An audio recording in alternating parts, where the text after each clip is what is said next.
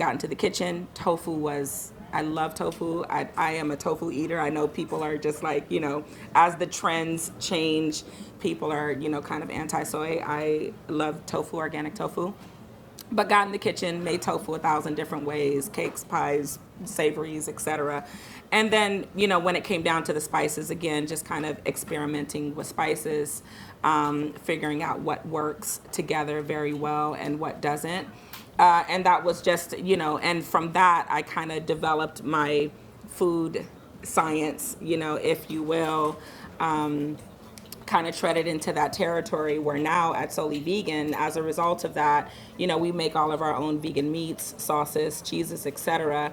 Going back to mindful eating so that I know all the ingredients in everything that I serve. Initially, when I opened Solely Vegan, I didn't serve seitan, which is whole wheat protein.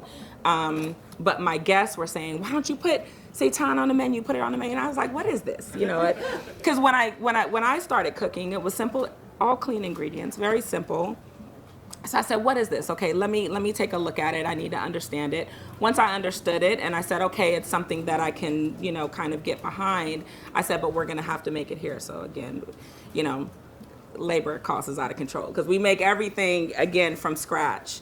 But kind of treading onto the Food Network territory, Guy Fieri is actually, he's a pretty cool, individual, definitely kind of commands his space. But he loved the food. Guy Fieri loved the food, and they loved it so much that they did the episode, I think it was, I want to say 2013, and then they came back in 2020 after COVID hit, just to kind of check on us and then do another episode on us for Triple D Nation. Moving on to Bobby Flay, the amazing Bobby Flay. I have a lot of respect for Bobby Flay. I mean, he built himself up. Nothing was kind of given to him. He really worked hard to, earn his current position. And so with that being said, kind of being in his kitchen, in his territory was amazing enough. But I did have some, reservations before, I accepted, being on the show and competing. I traditionally do not compete.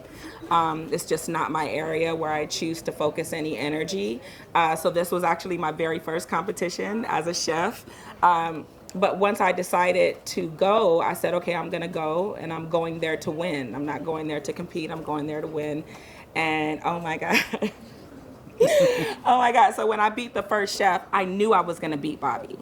I knew I was going to beat Bobby. I said, I have to get past her. I didn't know who she was going to be, she or he or whatever. I didn't know who that other chef was going to be. So that was on my mind more than Bobby Flay. So I said, if I get past this first round, I'm going to kick Bobby's ass. And that's exactly what I did.